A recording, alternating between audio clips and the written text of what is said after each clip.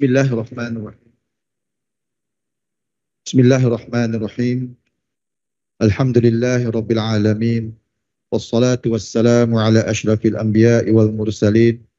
Sayyidina wa habibina wa syafi'ina wa maulana Muhammad wa ala alihi wa sahbihi wa man tabi'ahu bi ihsanin ila yaumiddin.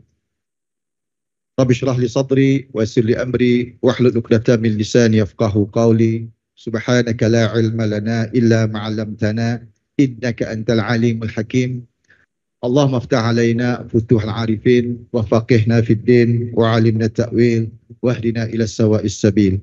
Allahumma hidayati shawab wa ba'd. Yang berhormat Bin Udana Khatib Datuk Paduka Seri Setia Ustaz Haji Awang Badaruddin bin Pengarah Datuk Paduka Haji Awang Osman, Menteri Ahwal Agama. Yang berhormat Datuk Seri Setia Dr. Awang Haji Muhammad Amin Liu bin Abdullah, Menteri di Jabatan Perdana Menteri dan Menteri Kewangan dan Ekonomi kedua. Yang mulia Timbalan-Timbalan Menteri, Yang mulia Setiausaha Tetap, Yang mulia Timbalan-Timbalan Setiausaha Tetap, Yang mulia Pegawai-Pegawai Kanan, Yang mulia Tuan-Tuan Imam, serta para jemaah yang dirahmati Allah. Assalamualaikum warahmatullahi wabarakatuh. Alhamdulillah, dengan izin Allah Subhanahu wa taala kita dapat lagi berkumpul pada malam ini. Mudah-mudahan dengan usia yang masih dipinjamkan Allah Subhanahu wa taala kepada kita semua ini akan kita isikan dengan perkara-perkara kebaikan dan juga amalan-amalan saleh, serta meninggalkan dan menjauhi apa jua perkara yang boleh mengundang kemurkaan Allah Subhanahu wa taala. Mudah-mudahan kita semua akan mendapat rahmat, keampunan, keselamatan, kesejahteraan, perlindungan, keberkatan dan juga keridaan daripada Allah Subhanahu wa taala. Amin ya rabbal alamin.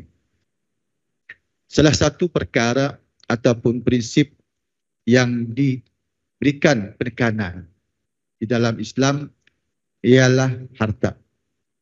Harta ini kalau kita lihat ini terbukti yaitu dengan kita melihat salah satu prinsip yang ditekankan di dalam makhraj syariah itu ialah harta. Harta ini adalah asas pembangunan kehidupan. Kita memerlukan harta untuk membangun kehidupan. Ini dijelaskan sendiri oleh Allah Subhanahu wa taala dalam surah An-Nisa ayat 5. A'udzu billahi minasyaitonir rajim. وَلَا تُؤْتُوا السُّفَهَاءَ أَمْوَالَكُمُ الَّتِي جَعَلَ اللَّهُ لَكُمْ قِيَامًا. Shadaqallahul azim.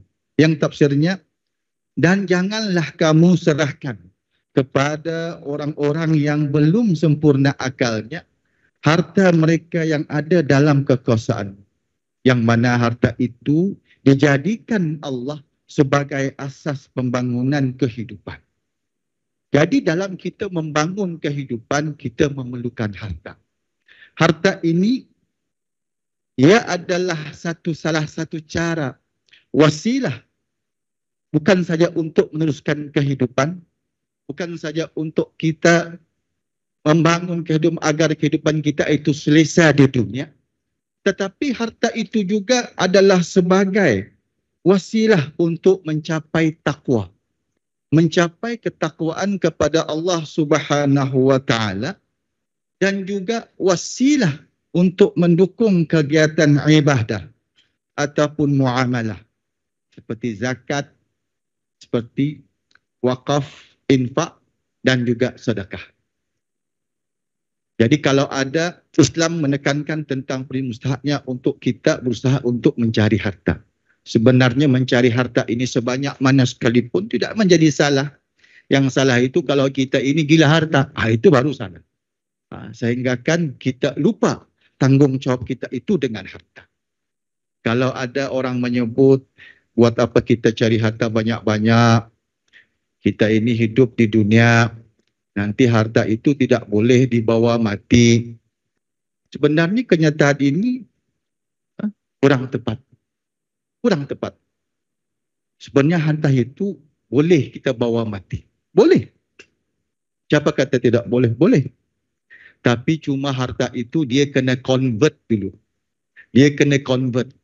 Harta kita itu macam kita keluar negeri.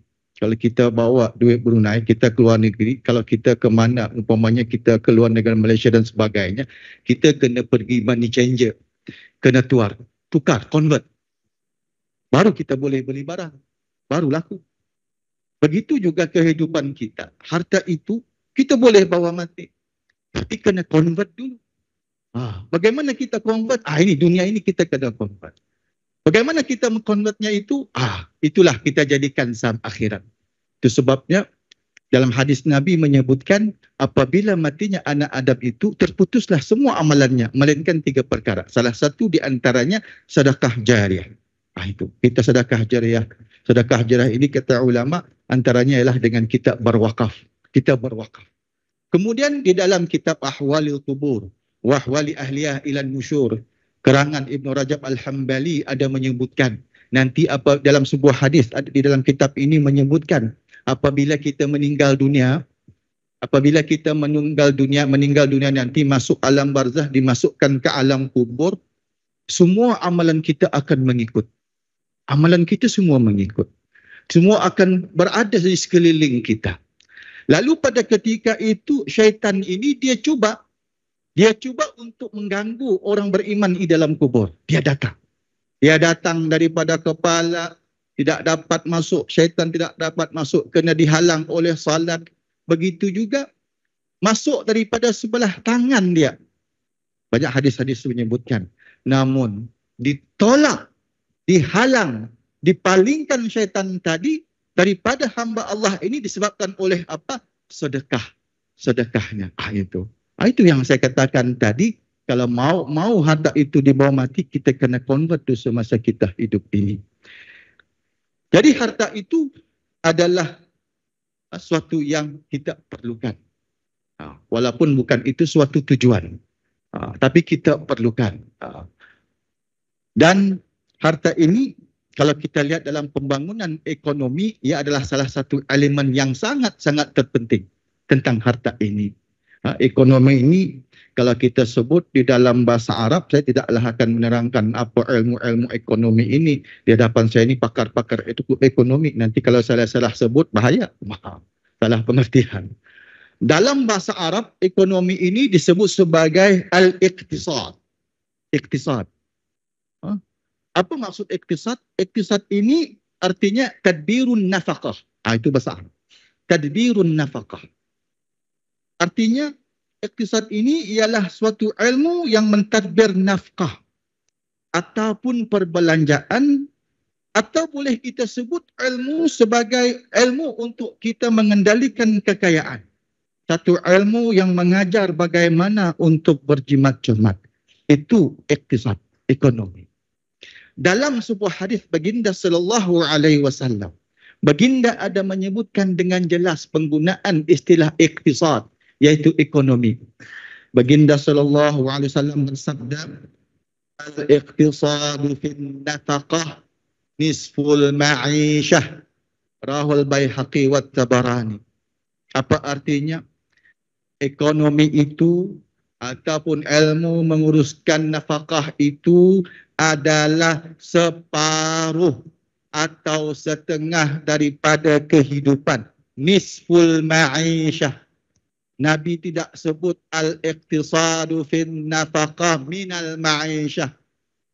Atau Nabi tidak sebut al-iqtisadu fin nafaqah ba'dul ma'isyah. Tidak.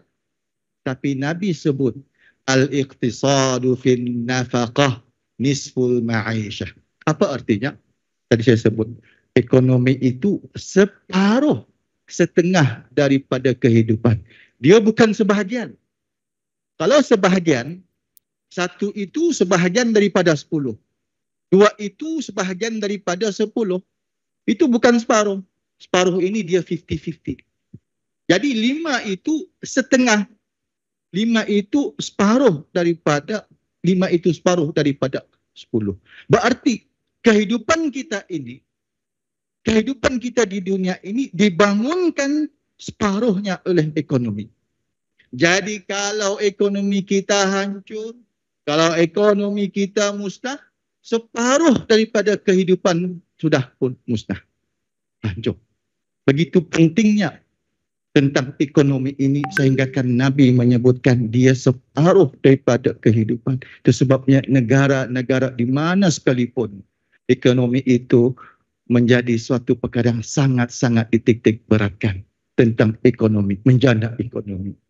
Jadi kita pun, Islam mengajar kita bagaimana untuk kita menjana ekonomi dengan perniagaan, dengan keusahawanan, dengan pelaburan dan sebagainya. Bahkan Nabi SAW ada mengajar kita secara berekonomi ini. Cara kita untuk berekonomi. Ada sebuah hadis yang cantik. Hadis ini kalau kita baca begitu saja mungkin maknanya biasa. Tapi ada yang tersirat di dalam hadis ini. Apa kata Nabi? Hadis ini diriwayatkan oleh Imam Muslim. Ta'amul wahidi yakfil isnain. Wa ta'amul isnain yakfil arba'ah.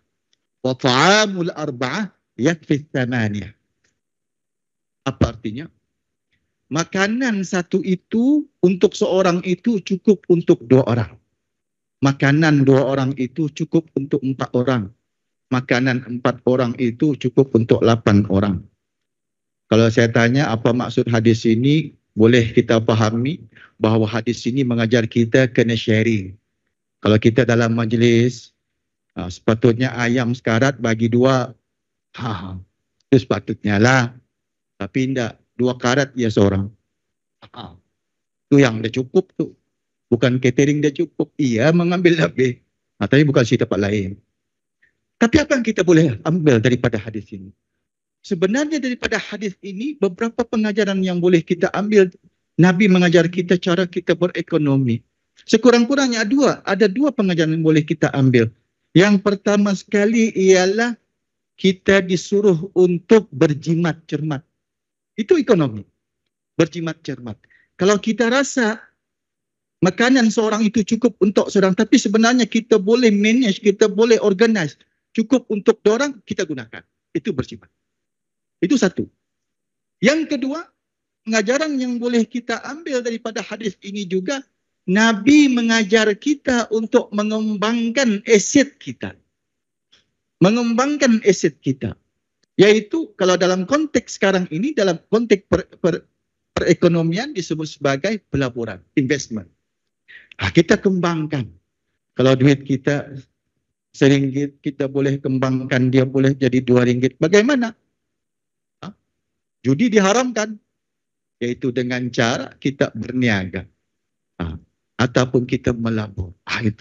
Itu yang Nabi ajar kepada kita. Maka sebab itu, kita boleh kembangkan harta kita. Kita boleh gandakan harta kita. Yang penting, jalannya kena halal. Jalannya kena halal, jalannya kena betul, mengikut hukum syarak. Riba jauhkan. Judi jauhkan. Gharar kita jauhkan. Semua kita lakukan. Maka sebab itulah tuan-tuan yang dirahmati Allah.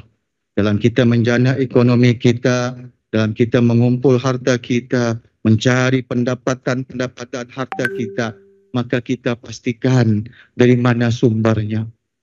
Nanti kita di hari kiamat, ada 4 perkara yang akan ditanya oleh Allah. Antaranya kalau umur, Allah tanya umur, Allah tanya satu saja tentang umur. Kemana engkau manfaatkan usiamu? Itu satu. Orang berilmu, Allah tanya satu saja. Kemana ilmu kau manfaatkan? Tapi kalau harta, rezeki, Allah tidak tanya kemana, Allah tidak semata-mata tanya kemana engkau belanjakan hartamu. Tapi Allah tanya dari mana engkau dapat hartamu. Dari mana dan kemana. Itu.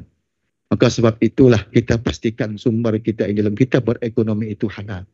Kerana dalam dunia sekarang ini, zaman akhir zaman ini, manusia tidak lagi peduli dari mana sumbernya. Adakah dia halal, adakah dia haram, itu tidak penting. Yang penting kantung dia penuh, perut dia kenyang. Nabi sudah lama, 1400 tahun yang lampau sudah. Nabi telah pun memperingatkan tentang pencarian ataupun sumber-sumber harta ini.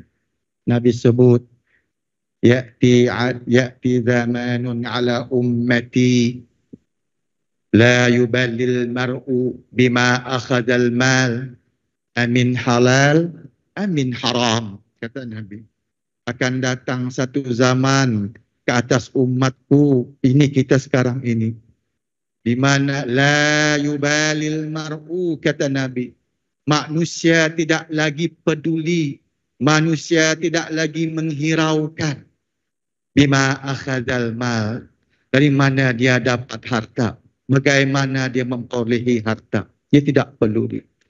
Kata Nabi, amin halal amin haram, adakah dia halal, adakah dia haram, orang tidak peduli. Ini amaran Nabi. Ini amaran Nabi kepada kita umatnya di akhir zaman ini. Itu sebabnya kita sebagai umat Islam, kita perhatikan sumber ekonomi kita, sumber harta kita itu. Jangan sampai nanti kita tidak pedulikan ya halal haram. Kita terus masukkan ke dalam perut kita, sehingga kan dia menjadi darah daging dalam diri kita. Apabila menjadi darah daging dalam diri kita, apa yang akan kita dapat kesannya? Pertama, ibadah tidak akan diterima. Dalam hadis Nabi menyebutkan 40 hari tidak diterima amalannya. Yang kedua, doanya ditolak. Maka itulah tuan-tuan yang dirahmati Allah, dalam kita memastikan, kita mengharapkan doa kita yang kita panjatkan kepada Allah itu dimakbulkan Allah, sumber ekonomi, sumber rezeki kita, atau sumber permakanan yang kita masukkan ke dalam perut kita itu halal.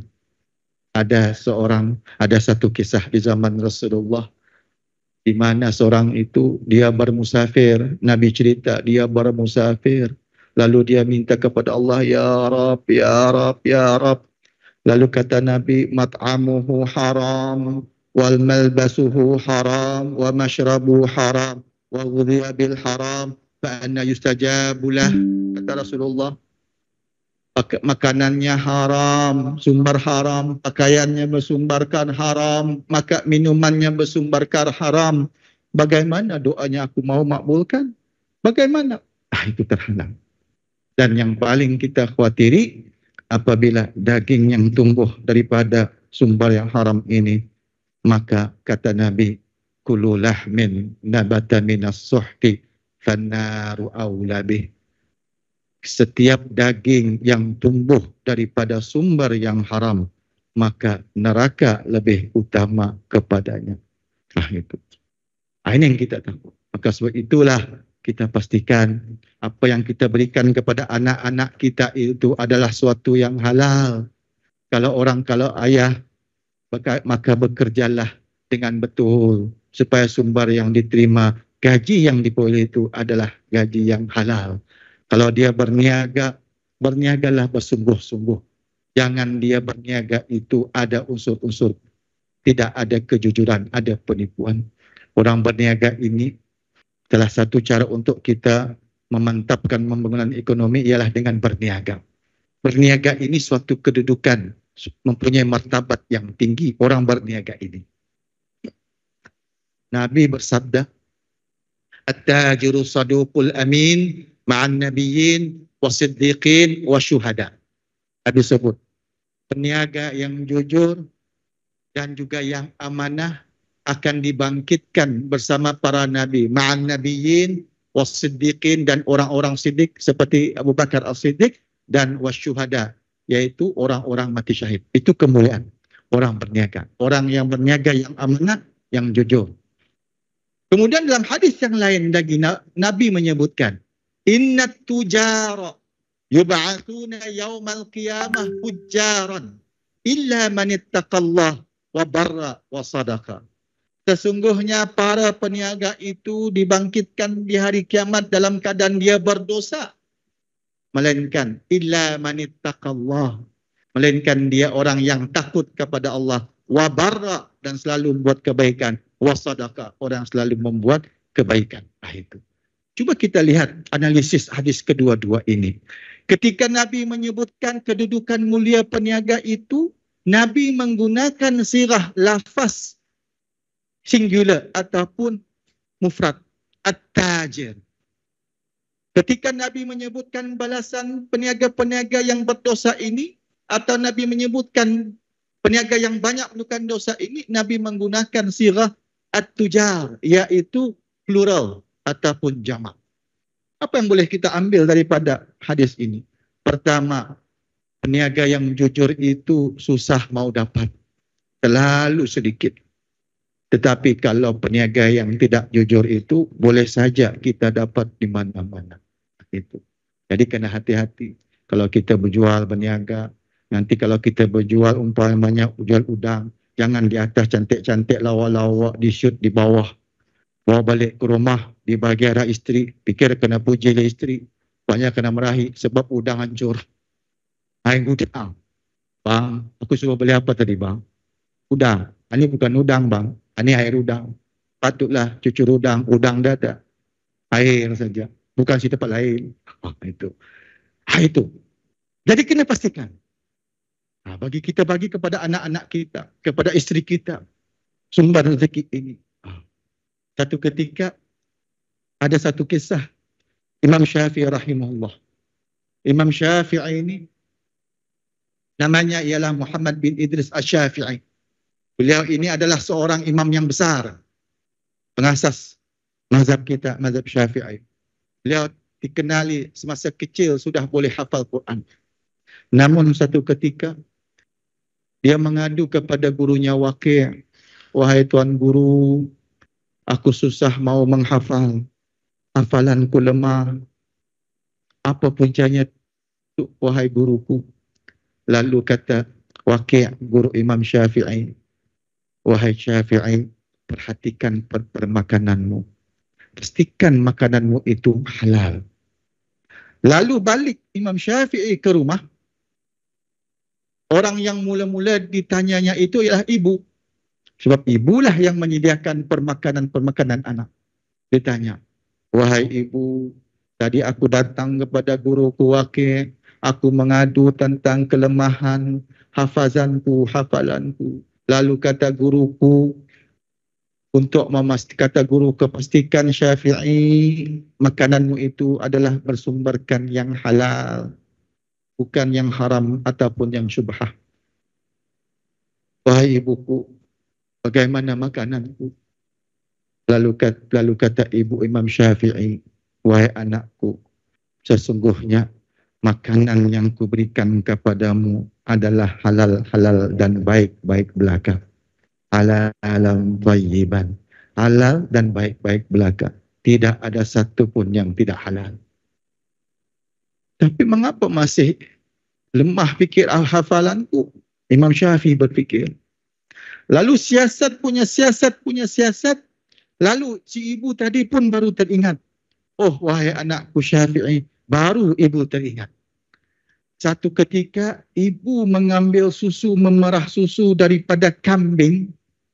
Yang mana kambing tadi bukan kambing orang lain. Kambing mereka. Kambing keluarga Imam Syafi'i.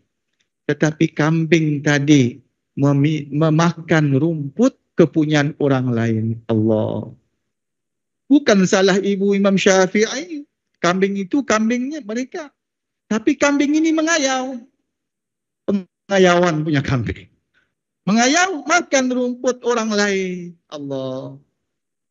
Jadi itu pun boleh menjadi kesan kepada hafalan, kepada ingatan Imam Syafi'i. Itu. Bayangkan kalau yang lain. Maka sebab itulah perhatikan untuk memastikan sumber ekonomi kita, pendapatan kita, kewangan kita, harta kita, di mana kita memperolehinya, bagaimana cara kita memperolehinya, di mana kita melabur, itu kena perhatikan. Bagaimana kita berniaga supaya apa yang kita perolehi itu benar-benar ianya adalah halal dan bukan saja halal tetapi juga baik. Kalau bagi orang Islam dia ada 3. Ya? Halalan thayyiban, halal baik, dan yang ketiga mubarakan fi. Rezeki kena halal, rezeki kena baik, dan yang ketiga rezeki itu adalah rezeki yang diberkati. Biar sedikit rezeki yang kita terima, namun mendapat keberkatan daripada Allah Subhanahu wa taala. Itu yang kita harapkan. Sekian, mudah-mudahan ada manfaatnya. Wabillahi taufiq wal hidayah. Wassalamualaikum warahmatullahi wabarakatuh.